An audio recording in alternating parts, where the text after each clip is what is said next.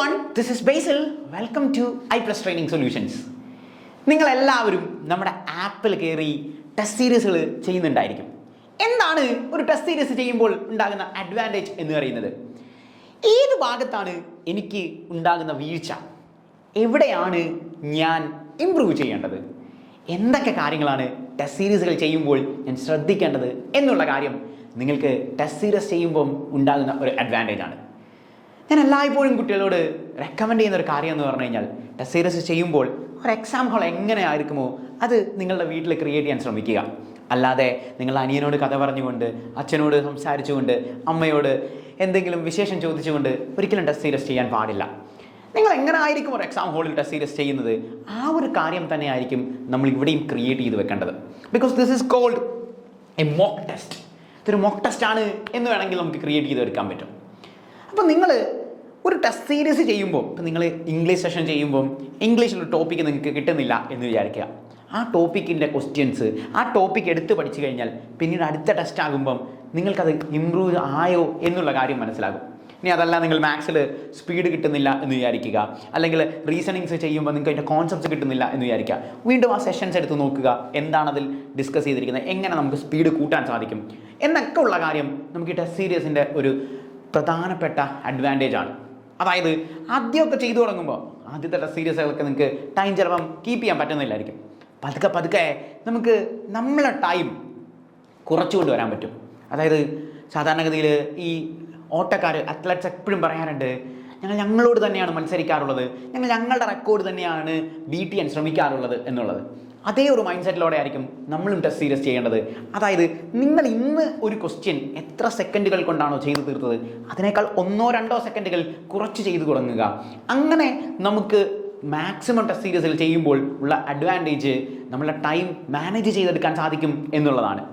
ഇന്ന് നമ്മൾ ഡിസ്കസ് ചെയ്യാൻ പോകുന്ന പാറ്റേൺ, ഇംഗ്ലീഷ് സെഷനിലെ ടെസ്റ്റ് സീരീസിൽ നിങ്ങൾക്കുണ്ടായി വരുന്ന തെറ്റുകൾ എന്തൊക്കെയാണ്, അല്ലെങ്കിൽ എങ്ങനെയാണ് ഇത് ഐഡൻറ്റിഫൈ ചെയ്യേണ്ടത്, എങ്ങനെയാണ് നമ്മളുടെ ക്വസ്റ്റ്യൻസ് നിങ്ങൾ ഫേസ് ചെയ്യേണ്ടത് എന്നൊക്കെയുള്ള കാര്യമാണ് നമുക്ക് നോക്കാം. ആദ്യത്തെ ഒരു പാറ്റേൺ, സോ നമുക്ക് എല്ലായ്പ്പോഴും എക്സ്പെക്ട് ചെയ്യാവുന്ന ഒന്നാണ് സ്പോട്ടിംഗ് ദ എറർ ക്വസ്റ്റ്യൻസ് എന്ന് പറയുന്നത്. നിങ്ങൾ ഏത് ക്വസ്റ്റ്യൻസ് എടുത്ത് നോക്കിക്കഴിഞ്ഞാലും അതിൽ സ്പോട്ടിംഗ് ദ എറർ എന്ന് പറയുന്ന ഒരു പാർട്ട് കാണും. തന്നിരിക്കുന്ന ഒരു സെൻറ്റൻസിനകത്ത് ഒരു മിസ്റ്റേക്ക് ഉണ്ടാകും എന്നുള്ളതാണ് സ്പോട്ടിംഗ് ദ എററിൻ്റെ പ്രത്യേകത. നിങ്ങളത് തിരുത്തൊന്നും വേണ്ട. അതായത് ഏത് ഭാഗത്താണ് തെറ്റ് എന്നുള്ളത് ഐഡൻറ്റിഫൈ ചെയ്യാൻ സാധിക്കുകയാണെങ്കിൽ നമുക്ക് എളുപ്പത്തിൽ അവിടെ മാർക്ക് സ്കോർ ചെയ്യാൻ പറ്റും എന്നുള്ളതാണ് അതിൻ്റെ അഡ്വാൻറ്റേജ് എന്ന് പറയുന്നത്. നമ്മൾ പല രീതിയിലാണ് ഈ സ്പോട്ടിംഗ് ദ എറർ പാറ്റേണിലേക്ക് പോകുന്നത്. ബേസിക്കലി ഗ്രാമറിൽ നിന്നുണ്ടാകുന്ന ക്വസ്റ്റ്യൻസ് ആയിരിക്കും. നമുക്കറിയാം, ഗ്രാമറിൽ നമ്മൾ പാർട്ട് ഓഫ് സ്പീച്ചുകളിലെ 8 പാർട്ട് ഓഫ് സ്പീച്ചുകൾ കൃത്യമായി പഠിച്ചു വെച്ചിട്ടുണ്ടായിരിക്കും. ഈ പാർട്ട് ഓഫ് സ്പീച്ചുകളിൽ നിന്നായിരിക്കും സാധാരണഗതിയിൽ ഗ്രാമാറ്റിക്കൽ ക്വസ്റ്റ്യൻസ് വരുന്നത്. ഇനി ഇത് ഇംപ്രൂവ് ചെയ്തെടുക്കാൻ നമ്മൾ സാധാരണഗതിയിൽ ചെയ്യുന്ന ഒരു പാറ്റേൺ എന്ന് പറഞ്ഞാൽ നിങ്ങളുടെ വായനാശീലം വളരെ കൂട്ടുക എന്നുള്ളതാണ്. എന്താണ് അതിൻ്റെ ഗുണമെന്ന് ചോദിച്ചു കഴിഞ്ഞാൽ, ഇപ്പം ഞാൻ നിങ്ങളോട് വന്നിട്ട് ഇവിടെ പറയാണ് ഐ ഹാസ് എ ബൈക്ക് എന്ന് ഞാൻ പറയാണ്. കേൾക്കുന്ന നിങ്ങൾക്ക് ഐ ഹാസ് എ ബൈക്ക് എന്ന് പറയുന്നിടത്ത് എന്തോ ഒരു ഭംഗിക്കുറവുണ്ടല്ലോ, അതിലെന്തോ ഒരു തെറ്റുണ്ടല്ലോ എന്നുള്ള കാര്യം മനസ്സിലാകും. ഏത് ഭാഗത്താണ് തെറ്റ് എന്ന് മാർക്ക് ചെയ്ത് കഴിഞ്ഞാൽ അതോടുകൂടി നമുക്ക് എക്സാമിന് മാർക്ക് സ്കോർ ചെയ്യാൻ പറ്റും.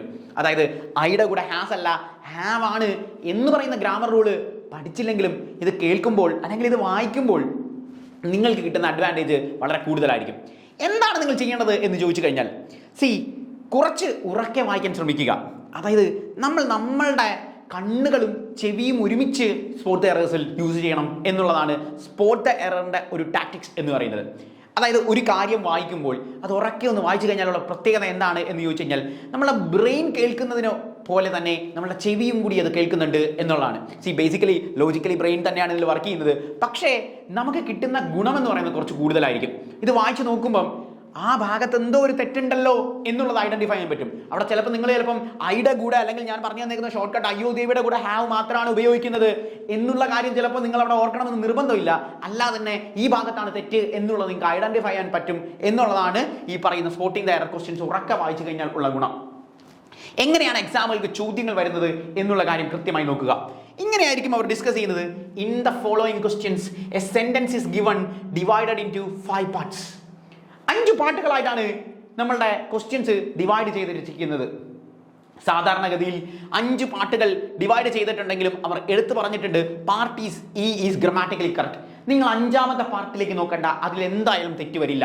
കാരണം പാർട്ട് 5 എന്ന് പറയുന്നത് ഗ്രാമാറ്റിക്കലി കറക്റ്റ് ആണ് എന്ന് ഈ ക്വസ്റ്റ്യനിൽ അവർ പറഞ്ഞിട്ടുണ്ട്.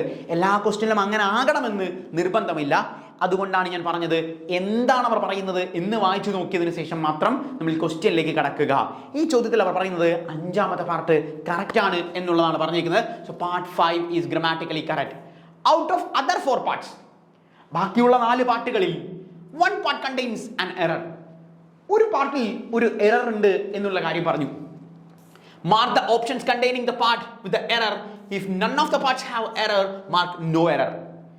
അപ്പോൾ 5 പാർട്ടിൽ ഒരു തെറ്റി ഉണ്ടാവില്ല. എൻ്റെ അർത്ഥം 5 ഓപ്ഷൻസേ ഇല്ല, 4 ഓപ്ഷൻസേ ഉള്ളൂ എന്നാണോ? അല്ല, 5 ഓപ്ഷൻസ് ഉണ്ട്. എന്താ പ്രത്യേകത?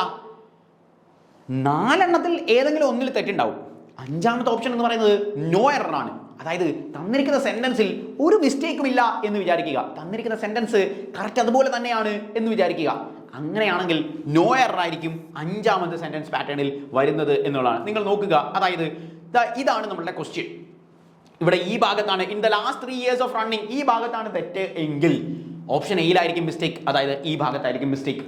ഇനി events in the Mumbai I ഹാവിലാണ് തെറ്റെങ്കിൽ ഓപ്ഷൻ ബിയിലായിരിക്കും തെറ്റ്. Seem so much point out of ആണെങ്കിൽ സിയിലായിരിക്കും തെറ്റ്.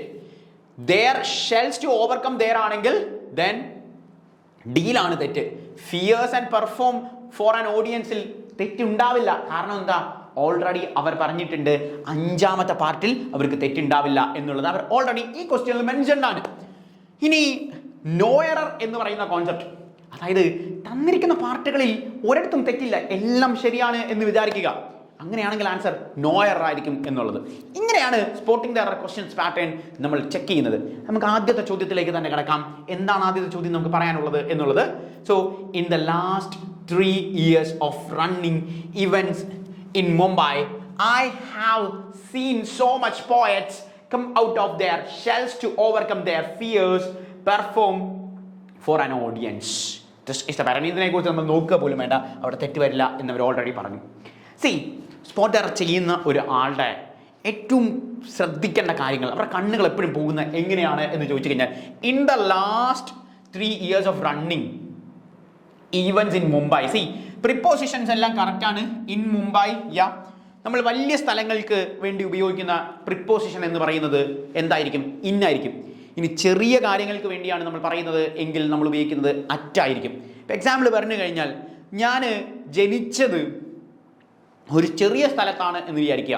ഞാൻ ജനിച്ചത് ഒരു ചെറിയ സ്ഥലത്താണ്, വലിയ സ്ഥലം ആണ് എനിക്ക് പറയേണ്ടതെങ്കിൽ ചെറിയ സ്ഥലത്തിൻ്റെ മുൻപിൽ അറ്റും വലിയ സ്ഥലത്തിൻ്റെ മുൻപിൽ ഇന്നുമായിരിക്കും ഉപയോഗിക്കുന്നത് എന്നുള്ള കാര്യം ഓർക്കുക. ഇപ്പം എക്സാമ്പിൾ പറഞ്ഞാൽ, I was born at Kalady in Angamaly, ഇങ്ങനെ പറയത്തുള്ളൂ. I was born at Kalady in Angamaly. അതായത് അങ്കമാലിയെയും കാലടിയെയും കമ്പയർ ചെയ്ത് നോക്കുമ്പോൾ കാലടിയാണ് ചെറിയ സ്ഥലം, അങ്കമാലി വലിയ സ്ഥലമാണ് ആണല്ലോ. സോ അതുകൊണ്ടാണ് ഇങ്ങനെ നമ്മൾ ഉപയോഗിക്കുന്നത്. I was born at Kalady in Angamaly എന്ന് പറഞ്ഞിരിക്കുന്നത്. അപ്പോൾ in the last 3 years of running events in Mumbai I have കഴിഞ്ഞാൽ ഇംഗ്ലീഷിൽ ഹാവ് കഴിഞ്ഞാൽ, ഹാസ് കഴിഞ്ഞാൽ, ഹാഡ് കഴിഞ്ഞാൽ എല്ലായ്പ്പോഴും നമ്മൾ ഉപയോഗിക്കുന്നത് വെർബിൻ്റെ 3ാമത്തെ ഫോം ആയിരിക്കും. ഇംഗ്ലീഷിൽ ഹാസ് കഴിഞ്ഞാൽ, ഹാവ് കഴിഞ്ഞാൽ, ഹാഡ് കഴിഞ്ഞാൽ എല്ലായ്പ്പോഴും നമ്മൾ ഉപയോഗിക്കുന്നത് വെർബിൻ്റെ 3ാമത്തെ ഫോം ആയിരിക്കും. ഇവിടെ നിങ്ങൾ നോക്കുക, ഹാവ് കഴിഞ്ഞതിന് ശേഷം അവർ സീനാണ് ഉപയോഗിച്ചിരിക്കുന്നത്. See, saw, seen. കണ്ടോ, ഇങ്ങനെയാണ് ആ പാർട്ട് പോകുന്നത്. അപ്പോൾ ഹാവ് കഴിഞ്ഞാൽ പിന്നെ വെർബ് 3ാമത്തെ ഫോമിലാണ് ഉപയോഗിക്കുന്നത്. Seen so much poets.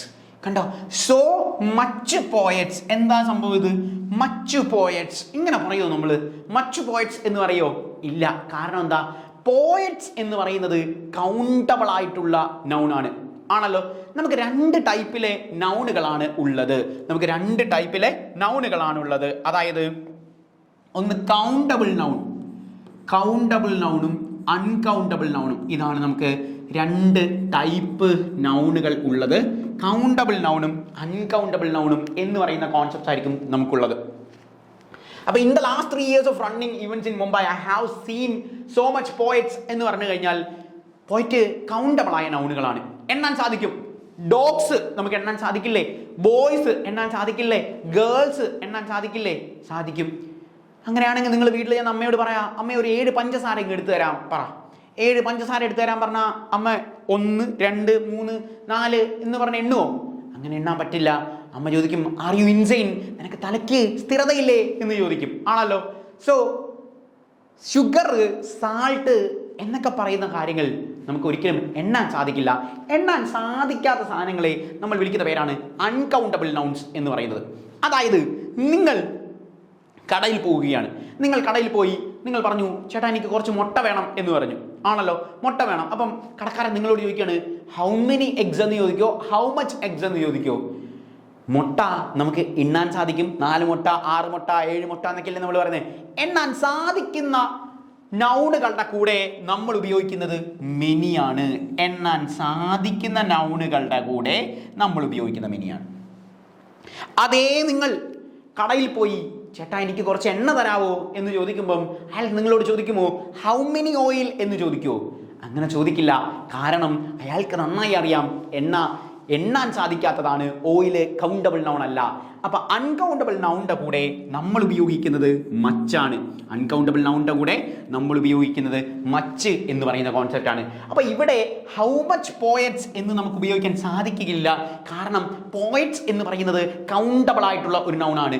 Countable ആയിട്ടുള്ള നൗണുകളുടെ കൂടെ നമ്മൾ ഉപയോഗിക്കുന്നത് മെനി എന്ന് പറയുന്ന കോൺസെപ്റ്റ് ആണ്. അപ്പൊ കൗണ്ടബിൾ എന്ന് പറയുന്ന നൗണുകളുടെ കൂടെ നമ്മൾ ഉപയോഗിക്കുന്നത് മെനി എന്ന് പറയുന്ന കോൺസെപ്റ്റ് ആണ്. സോ ഹൗ മെനി എന്നായിരിക്കും നമുക്ക് പറയാൻ സാധിക്കുന്നത്. കൗണ്ടബിൾ എന്തായി? How many eggs. കണ്ട, how many eggs. How many വർക്കാണോ ഹൗ മച്ച് വർക്കാണോ? ഹൗ മെനി വർക്കാണോ ഹൗ മച്ച് വർക്കാണോ? സി, നൗണുകളിൽ നമുക്ക് പ്രധാനമായിട്ടും നമ്മളെ എല്ലായ്പ്പോഴും കൺഫ്യൂസ് ചെയ്യിക്കുന്ന ഒരു വേർഡ്സ് ആണ്. സി, എക്സാമുകൾക്ക് സ്ഥിരമായി വരുന്ന വാക്കുകൾ ഏതൊക്കെയാണ് എന്നുള്ള കാര്യം കൂടി നമുക്കൊന്ന് ഡിസ്കസ് ചെയ്യാം.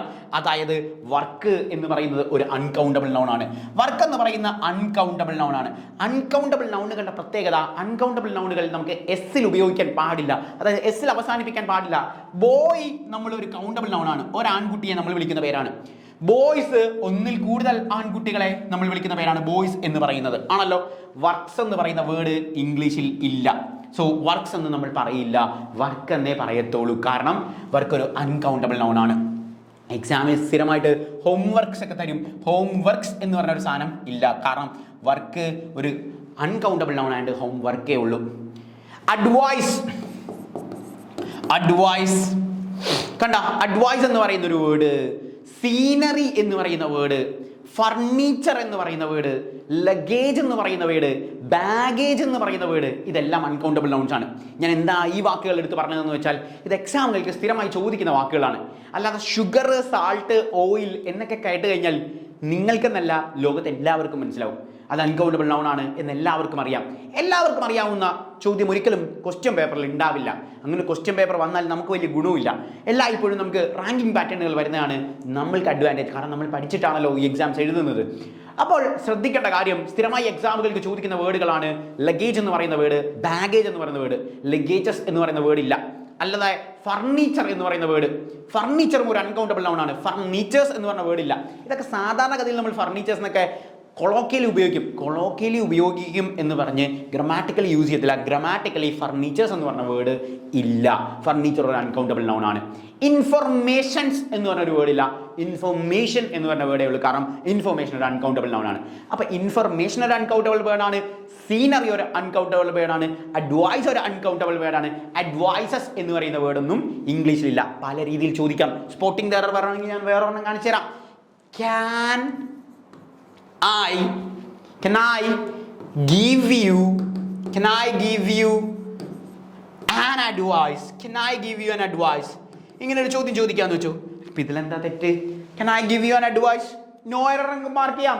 ഓപ്ഷൻസ് ഇതുപോലെ എയും ബിയും സി കഴിഞ്ഞ് നോ എറർ കാണും. പക്ഷേ ഇതിൽ തെറ്റൊന്നുമില്ല. ക്യാൻ ഉപയോഗിച്ച് കഴിഞ്ഞ് മൊഡാൽ ഓക്സിലറി ആണ്. അത് കഴിഞ്ഞ് വേർബ് ബേസ് ഫോമിലാണ് ഉപയോഗിച്ചത്. Can I give you an advice.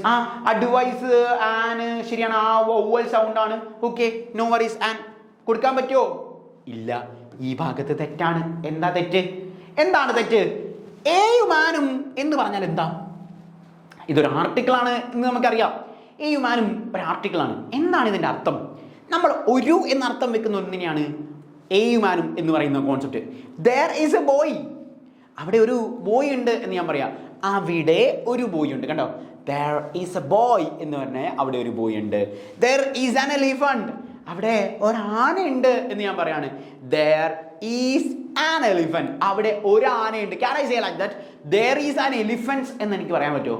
അങ്ങനെ പറയും നമ്മൾ? ഇല്ല. കാരണം എന്താ? അവിടെ ഒരു ആനകളുണ്ട് എന്ന് നമ്മൾ മലയാളത്തിൽ പറയില്ല അല്ലേ? അവിടെ ഒരു ആനകളുണ്ട് എന്ന് പറയത്തില്ല. അതായത് ഏയും ആനും എന്ന് പറയുന്നത് ഒരു എന്നർത്ഥം വരുന്ന വാക്കാണ്. അപ്പൊ ഞാൻ നേരത്തെ പഠിപ്പിച്ചു തന്ന അൺകൗണ്ടബിൾ നൗൺസ് എന്ന് പറയുന്ന വാക്കുകളുടെ കൂടെ ഒന്നും ഒരിക്കലും നമ്മൾക്ക് ഏയും ആനും ഉപയോഗിക്കാൻ സാധിക്കില്ല. അതായത് എ അഡ്വൈസ് എന്നോ ആൻ അഡ്വൈസ് എന്നോ പറയാൻ സാധിക്കുകയില്ല, ആൻ ഇൻഫർമേഷൻ എന്ന് പറയാൻ സാധിക്കുകയില്ല, എ വർക്ക് എന്ന് പറയാൻ സാധിക്കുകയില്ല. കാരണം work, furniture, advice, information, machinery എന്നീ പറയുന്ന വാക്കുകളൊക്കെ സ്ഥിരമായി നമുക്ക് എക്സാമുകൾക്ക് വരുന്ന വാക്കുകളാണ്. ഇതെല്ലാം അൺകൗണ്ടബിൾ ആയ വാക്കുകളാണ് എന്നുള്ള കാര്യം ഓർക്കുക. അഡ്വൈസ്, മെഷീനറി, വർക്ക്, സീനറി എന്നൊക്കെ പറയുന്ന വാക്കുകൾ നമുക്ക് അൺകൗണ്ടബിൾ വേർഡ്സ് ആണ്. സോ അൺകൗണ്ടബിൾ നൗൺസിന്റെ കൂടെ ഈ ക്വസ്റ്റ്യനിൽ നമ്മൾ പഠിച്ചത് അൺകൗണ്ടബിൾ വേർഡ്സിന്റെ കൂടെ നമ്മൾ ഉപയോഗിക്കുന്നത് മച്ചാണ്. ഇനി കൗണ്ടബിൾ ആണെങ്കിൽ മെനിയാണ്. ആൻഡ് എയുമാനും അൺകൗണ്ടബിൾ നൗൺസിന്റെ കൂടെ ഉപയോഗിക്കില്ല.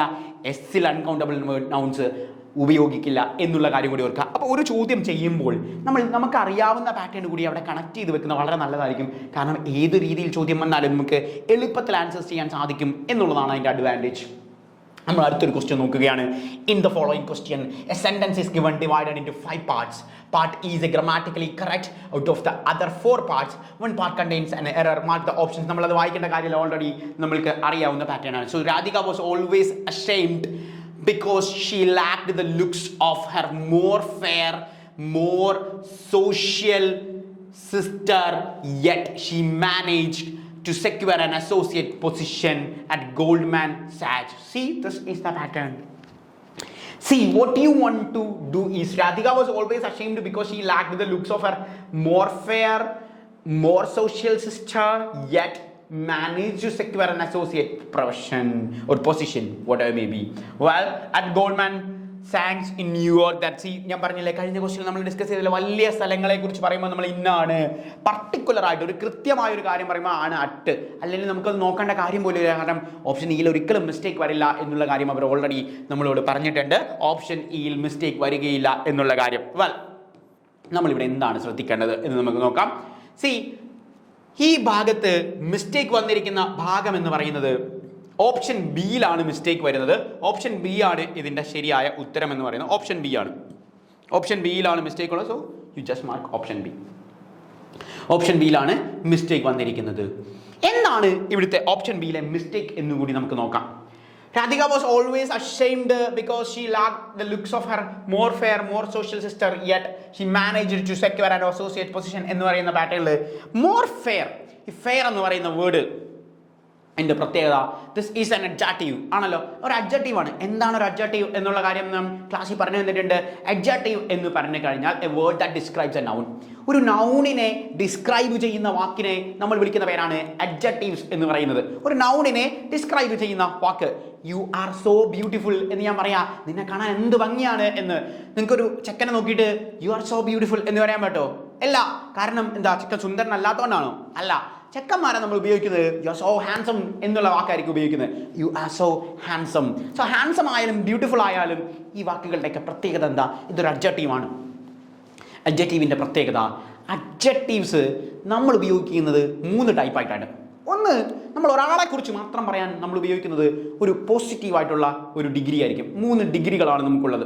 നമ്മൾ ഒരാളെക്കുറിച്ച് മാത്രമാണ് പറയുന്നത്. നീ ഒരു ബ്യൂട്ടിഫുള്ളായ പെങ്കൊച്ചാണ്. ഞാൻ 2 ആളുകളെക്കുറിച്ച് എടുത്ത് സംസാരിക്കുകയാണ്. നീ ഇവളേക്കാൾ സുന്ദരിയാണ് എന്ന് പറയുകയാണെങ്കിൽ എനിക്ക് ബ്യൂട്ടിഫുൾ പറഞ്ഞാൽ മതിയോ? പോരാ, കുറച്ചുകൂടി ഭംഗിയാണ്. കമ്പാരറ്റീവ് ഡിഗ്രിയാണ്. 2 ആളുകളെക്കുറിച്ച് കാര്യങ്ങൾ സംസാരിക്കുകയാണ്. സി, 2 ആളുകളെക്കുറിച്ച് സംസാരിക്കുമ്പോൾ സാധാരണഗതിയിൽ നമ്മൾ ഉപയോഗിക്കുന്നത് ER എന്ന് പറയുന്ന വേർഡ് ആണ് കമ്പാരറ്റീവ് ഡിഗ്രിയിൽ നമ്മൾ ഉപയോഗിക്കുന്നത്. 2 ആളുകളെക്കുറിച്ച്, കമ്പാരറ്റീവായ ആളുകളെക്കുറിച്ച് സംസാരിക്കുമ്പോൾ നമ്മൾ ഉപയോഗിക്കുന്ന ഡിഗ്രി എന്ന് പറയുന്നത് ER എന്ന് പറയുന്ന ഡിഗ്രിയാണ് നമ്മൾ ഉപയോഗിക്കുന്നത്. സോ അവിടെ നമ്മൾ പ്രധാനമായും ശ്രദ്ധിക്കേണ്ട കാര്യം, നമ്മൾ ഉപയോഗിക്കുന്ന വാക്ക് അല്ലെങ്കിൽ നമ്മൾ ഉപയോഗിക്കുന്ന അഡ്ജക്റ്റീവ് എന്ന് പറയുന്നത് ഒരു സിലബിൾ ഉള്ള വേർഡ് ആണെങ്കിലാണ് നമ്മൾ ER ഉപയോഗിക്കുന്നത്. ഒരു സിലബിൾ ഉള്ള വേർഡ് ആണെങ്കിലാണ് നമ്മൾ ER ഉപയോഗിക്കുന്നത്. ഒരു സിലബിൾ ഉള്ള വേർഡ് എന്ന് പറഞ്ഞു കഴിഞ്ഞാൽ, സി, ബ്യൂട്ടിഫുൾ ഒരു സിലബിൾ ആണോ? എങ്ങനെ കണ്ടുപിടിക്കാം? 2 തവണ ചുണ്ട് തട്ടുകയാണെങ്കിൽ അത് ഒരു സിലബിൾ അല്ല. ഒറ്റത്തവണ മാത്രമാണെങ്കിലാണ് ഒരു സിലബൽ എന്നുള്ളത്. ബ്യൂട്ടിഫുൾ ഞാൻ ഒന്ന് പറയുന്നത് നിങ്ങൾ നോക്കുക. ബ്യൂട്ടിഫുൾ എത്ര തവണ നിങ്ങളുടെ ചുണ്ട് തട്ടി എന്ന് നിങ്ങളൊന്ന് നോക്കിയേ. ഇനി അട്രാക്റ്റീവ് എത്ര തവണ ചുണ്ട് തട്ടി? സോ ഇതൊന്നും സിംഗിൾ സിലബൽ അല്ല. എങ്കിൽ നമുക്ക് വേറൊരു വേർഡ് നോക്കാം. ലോങ് എന്ന് പറയുന്ന വേർഡ് ഒറ്റ തവണയല്ലേ നോക്ക്. ലോങ്, ടോൾ, സി സ്മോൾ, സി ലാർജ്, ഇതൊക്കെ ഒറ്റ തവണയുള്ളൂ. അതായത് ഇതെല്ലാം സിംഗിൾ സിലബൽസ് ആണ്. ഇങ്ങനെയുള്ള വാക്കുകളാണ് നമ്മൾ ER എന്ന് പറയുന്ന വേർഡ് വെച്ച് ഉപയോഗിക്കുന്നത്. ഇനി അതല്ലാതെ നമ്മൾ നേരത്തെ പറഞ്ഞ ബ്യൂട്ടിഫുൾ എന്ന് പറയുന്ന വേർഡ്, അല്ലെങ്കിൽ അട്രാക്റ്റീവ് എന്ന് പറയുന്ന വേർഡ്, അട്രാക്റ്റീവ്, ബ്യൂട്ടിഫുൾ എന്നൊക്കെ പറയുന്ന വേർഡ്, അല്ലെങ്കിൽ ഹാൻസം എന്ന് പറയുന്ന വേർഡ്, അത് എത്ര സിലബൽ പോയ വാക്കുകളാണ്. അതിൽ കൊണ്ട് നമുക്ക് ER ഉപയോഗിക്കാൻ സാധിക്കുമോ? ഇല്ല. ഹാൻസമർ എന്ന് പറയുന്ന വേർഡൊന്നും ഇംഗ്ലീഷിലില്ല, അല്ലെങ്കിൽ ബ്യൂട്ടിഫുള്ളർ എന്ന് പറഞ്ഞ വേർഡൊന്നും ഇല്ല. നമ്മൾ മോർ ബ്യൂട്ടിഫുൾ എന്നാണ് വിളിക്കുന്നത്. ഇനി നീയാണ് ഏറ്റവും സുന്ദരി എന്ന് എനിക്ക് പറയണമെന്ന് വിചാരിക്കുക. അപ്പോൾ നമ്മൾ ഉപയോഗിക്കുന്ന പാറ്റേൺ മോസ്റ്റ് ബ്യൂട്ടിഫുൾ എന്നാണ്. ഏറ്റവും എന്ന് പറയും the most beautiful girl in this class, ഈ ക്ലാസ്സിൽ ഏറ്റവും സുന്ദരിയായ പെൺകുച്ചു നീയാണ്, അല്ലെങ്കിൽ the most handsome boy in this class, ഏറ്റവും സുന്ദരനായ ചെക്കൻ നീയാണ് എന്നുള്ളത്. ഇനി നിങ്ങൾ പറ, ഈ ക്വസ്റ്റ്യനിലെ വേർഡ് നോക്കുക. മോർ ഫെയർ എന്നാണ് അവർ ഉദ്ദേശിക്കുന്നത്. ഫെയർ എന്ന് പറഞ്ഞു കഴിഞ്ഞാൽ എത്ര തവണ നിങ്ങൾ ചുണ്ടുപോയി? ഫെയർ സിംഗിൾ സിലബൽ അല്ലേ? ഫെയർ ഒറ്റ സിലബലാണ്. ഒറ്റ സിലബൽ ആണെങ്കിൽ മോർ എന്ന വാക്ക് ഉപയോഗിക്കേണ്ട കാര്യമുണ്ടോ? ഇല്ല. നമുക്ക് ഫെയറർ എന്ന വേർഡ് യൂസ് ചെയ്യാം. കാരണം ഒറ്റ സിലബലാണ്. ഒന്നിൽ കൂടുതലാണെങ്കിലാണ് നമ്മൾ മോറും മോസ്റ്റും ഒക്കെ ഉപയോഗിക്കുന്നത്. സോ ഈ സിലബൽ പാറ്റേൺ അഡ്ജക്റ്റീവിൽ നിന്നാണ് നമുക്ക് ഈ ക്വസ്റ്റ്യൻസ് വന്നത്. നിങ്ങൾക്ക് ഈ ചോദ്യം ചെയ്യുമ്പോൾ ഈ വേർഡ് കിട്ടിയില്ല, അല്ലെങ്കിൽ ഈ ക്വസ്റ്റ്യൻ നിങ്ങൾക്ക് കിട്ടുന്നില്ല എന്ന് വിചാരിക്കാം. What do you want to do? നമ്മുടെ ആപ്പിൽ പോയി അഡ്ജക്റ്റീവ്സിൻ്റെ വീഡിയോസ് എടുക്കുക. അഡ്ജക്റ്റീവ്സിൻ്റെ വീഡിയോ എടുത്തിട്ട് അത് കൃത്യമായി പഠിക്കുക. ഇതാണ് ഞാൻ പറഞ്ഞത്, നിങ്ങൾ ടെസ്റ്റ് സീരീസുകൾ ചെയ്യുമ്പോൾ ഉണ്ടാകുന്ന ഗുണങ്ങൾ എന്തൊക്കെയാണ് എന്നുള്ളത്.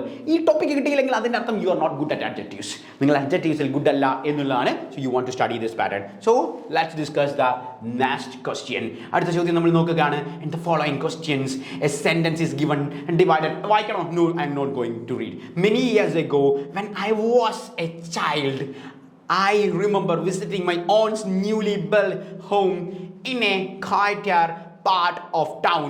So, newly built. ഇത് നോക്കേണ്ട കാര്യമുണ്ടോ? ഇല്ല. ഓപ്ഷൻ ഇയിൽ തെറ്റ് വരില്ല എന്നുള്ള ഓൾറെഡി നമ്മൾ പറഞ്ഞു. സോ ഓപ്ഷൻ ഇയിൽ മിസ്റ്റേക്സ് ഉണ്ടാകില്ല. ഞാൻ നിങ്ങൾക്ക് വേണമെങ്കിൽ ഒരു ക്ലൂ തരാം. ഇതും അഡ്ജക്റ്റീവിൽ നിന്നുള്ളൊരു ചോദ്യമാണ്. ഇതും അഡ്ജക്റ്റീവിൽ നിന്നുള്ളൊരു ചോദ്യമാണ്. ഇനി നിങ്ങൾക്കൊന്ന് ഐഡന്റിഫൈ ചെയ്യാൻ പറ്റുമോ? ഞാനൊരു ക്ലൂ തന്നു. ഇതും അഡ്ജക്റ്റീവിൽ നിന്നുള്ളൊരു ചോദ്യമാണ്. So many years ago when I was a child, I remember visiting my aunt's newly built home. Newly built home. Okay. Newly built home. Doesn't sound good. But it doesn't sound good. Why? എന്താണ്? See, build എന്നൊക്കെ പറഞ്ഞ word ഉണ്ടോ? ഉണ്ട്. Build എന്നൊക്കെ പറഞ്ഞ word ഉണ്ട്. ആണ്. So build എന്ന് പറഞ്ഞ വേർഡൊക്കെ ഉണ്ട്. പക്ഷേ നിങ്ങൾ ശ്രദ്ധിക്കേണ്ട കാര്യം അഡ്ജക്റ്റീവ് ആണ് എന്നുള്ള കാര്യം ഞാൻ പറഞ്ഞു. ആണല്ലോ, ഇത് അഡ്ജക്റ്റീവുമായി ബന്ധപ്പെട്ട കോൺസെപ്റ്റ് ആണ് എന്ന് പറഞ്ഞു.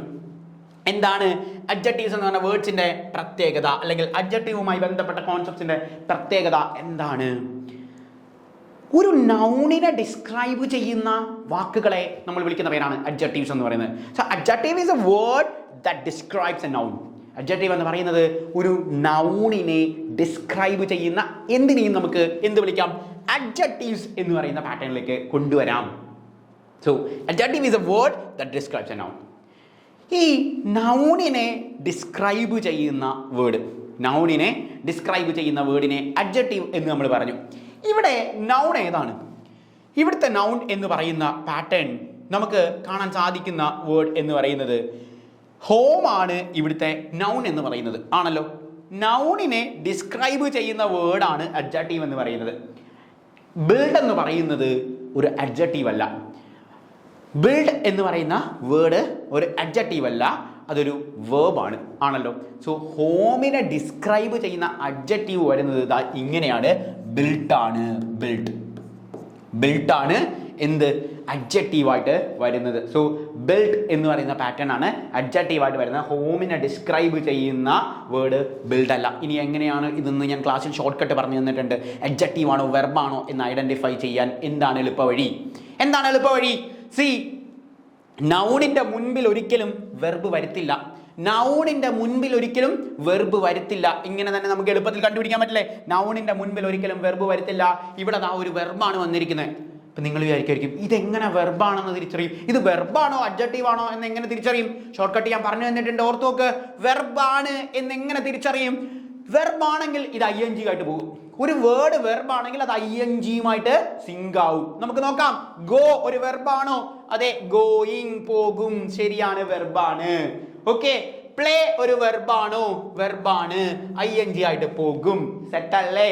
ഞാൻ നേരത്തെ പഠിച്ചൊരു വേർഡ്, നേരത്തെ നമ്മൾ പഠിച്ചേ ബ്യൂട്ടിഫുൾ പഠിച്ചില്ലേ? അഡ്ജക്റ്റീവ് ആണ്, അല്ലെങ്കിൽ നിങ്ങൾ സുന്ദരിയാണ്, നിങ്ങൾ സുന്ദരനാണെന്നൊക്കെ ഞാൻ പറഞ്ഞില്ലേ? ഹാൻസം. നമുക്ക് നോക്കാം അതൊരു വെർബാണോ എന്ന് നമുക്ക് നോക്കാം. ഹാൻസമിങ് അങ്ങനെ ഒരു വേർഡ് ഉണ്ടോ? No word like that.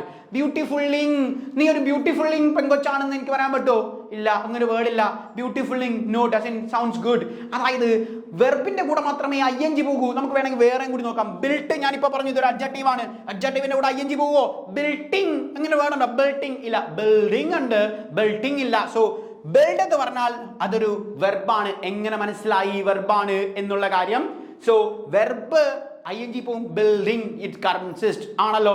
Building, you are building castles in air. ക്ലാസ്സിൽ ഞാൻ പറയാറില്ലേ, നിങ്ങൾ സ്വപ്നം കണ്ടുകൊണ്ടിരിക്കുമ്പോൾ you are building castles in air, നിങ്ങൾ സ്വപ്നം കണ്ടുകൊണ്ടിരിക്കുകയാണോ എന്നുള്ളത്. Building castles in air. So building, this is the pattern. So ഏത് വെർബ് എളുപ്പത്തിൽ ഐഡന്റിഫൈ ചെയ്യാനുള്ള പാറ്റേൺ ഞാൻ പറഞ്ഞു തന്നിട്ടുണ്ട്. ഇനി അഡ്ജക്റ്റീവ് എളുപ്പം കണ്ടുപിടിക്കാം. എങ്ങനെ കണ്ടുപിടിക്കാം അഡ്ജക്റ്റീവ്? നിങ്ങളൊരു നൗണിന്റെ കൂടെ കൊണ്ടിട്ട് നോക്കിയാൽ മതി. ഈ വേർഡ് അഡ്ജക്റ്റീവ് ആണോ എന്നറിയാൻ വേണ്ടി ആ വേർഡ് ഒരു നൗണിന്റെ കൂടെ കൊണ്ടിട്ട് നോക്ക്. ഹാൻസം നമ്മൾ നേരത്തെ പഠിച്ചൊരു അഡ്ജക്റ്റീവ് അല്ലേ? Handsome boy, sounds good. Handsome boy ശരിയല്ലേ? Handsome boy. ബ്യൂട്ടിഫുൾ ഒരു ഗേളിന്റെ കൂടെ കൊണ്ടിട്ട് നോക്കാം. ബ്യൂട്ടിഫുൾ ഗേൾ, സെറ്റാണ്. ഞാൻ വേറെ വേർഡ് തരാം. Beautifully, beautifully, this is the word beautifully. Beautifully girl, അങ്ങനെ ഏതെങ്കിലും ഗേൾ ഉണ്ടോ? ബ്യൂട്ടിഫുള്ളി ഗേൾ, അങ്ങനെ ഗേൾ ഒന്നും ഇല്ല ആണല്ലോ. അതായത് ഇതൊരു അഡ്ജക്റ്റീവ് അല്ല. അപ്പൊ അഡ്ജക്റ്റീവ് അല്ല എന്നെങ്ങനെ കണ്ടുപിടിച്ചു? ആ വാക്ക് നൗണിന്റെ കൂടെ കൊണ്ടിട്ട് കഴിഞ്ഞപ്പോൾ ആ വാക്ക് കൃത്യമായി കേൾക്കാൻ സാധിക്കുന്നില്ല എങ്കിൽ, അല്ലെങ്കിൽ കൃത്യമായി പറയാൻ സാധിക്കുന്നില്ല എങ്കിൽ അതൊരു അഡ്ജക്റ്റീവ് അല്ല എന്നുള്ളത് നമുക്ക് ഏറ്റവും എളുപ്പത്തിൽ ഐഡന്റിഫൈ ചെയ്യാൻ സാധിക്കും. അഡ്ജക്റ്റീവ് എന്ന് പറയുന്ന വേർഡ് ആണെങ്കിൽ അത് നൗണിന്റെ കൂടെ പോയി കഴിഞ്ഞാൽ ആ വാക്ക് കൃത്യമായിട്ട് നമുക്ക് മനസ്സിലാകും അതൊരു അഡ്ജക്റ്റീവ് ആണ് എന്നുള്ളത്. അപ്പോൾ ഏത് വാക്ക് വേണമെങ്കിലും കൊണ്ടുവരട്ടെ, ആ വാക്ക് ഈ പറയുന്ന നൗണിന്റെ കൂടെ വന്നു കഴിഞ്ഞാൽ then it sounds it is an adjective. So ഇങ്ങനെയാണ് തന്നിരിക്കുന്ന പാർട്ട് ഓഫ് സ്പീച്ചുകൾ ഇതൊരു അഡ്ജക്റ്റീവ് ആണോ, വെർബ് ആണോ, ആഡ്വർബ് ആണോ എന്നൊക്കെയുള്ള കാര്യം മനസ്സിലാക്കുന്നു. ആഡ്വർബിന്റെ ഷോർട്ട് കട്ട് ഞാൻ പറഞ്ഞു തന്നിട്ടുണ്ട്. ly അവസാനിക്കുന്ന വാക്കുകളെല്ലാം ആഡ്വർബ്സ് ആയിരിക്കും. 90% ly അവസാനിക്കുന്ന വാക്കുകൾ ആഡ്വർബ്സ് ആയിരിക്കും. അപ്പൊ അങ്ങനെ ഇത് നിങ്ങൾക്ക് പല സ്ഥലത്ത് ഉപയോഗിക്കാം. സ്പോട്ടിംഗ് ദ എറർ മാത്രമല്ല, നിങ്ങൾക്ക് ഫില്ലേഴ്സ് ക്വസ്റ്റ്യൻസിനകത്ത് സ്പോട്ടിംഗ് ദ എററിൽ സെന്റൻസ് കണക്ഷൻ ഏത് ടൈപ്പ് ക്വസ്റ്റ്യൻസ് വന്നാലും ഈ ഷോർട്ട് കട്ട്സ് എല്ലാം യൂസ് ചെയ്യാം. അപ്പോൾ ഇന്നത്തെ നമ്മൾ സെഷനിൽ പഠിച്ചത് എങ്ങനെയാണ് സ്പോട്ടിംഗ് ദ എറർ ക്വസ്റ്റ്യൻസ് നമ്മൾ ടെസ്റ്റ് സീരീസുകൾ ചെയ്യുമ്പോൾ സ്പോട്ടിംഗ് ദ എറർ നമ്മളെ എങ്ങനെ ഹെൽപ്പ് ചെയ്യും, അല്ലെങ്കിൽ എന്തൊക്കെ കാര്യങ്ങളാണ് സ്പോട്ടിംഗ് ദ എററിൽ നമ്മൾ ശ്രദ്ധിക്കേണ്ടത് എന്നുള്ള കാര്യമാണ് നമ്മൾ പഠിച്ചത്. So do practice maximum number of questions. That's all. Thank you. By.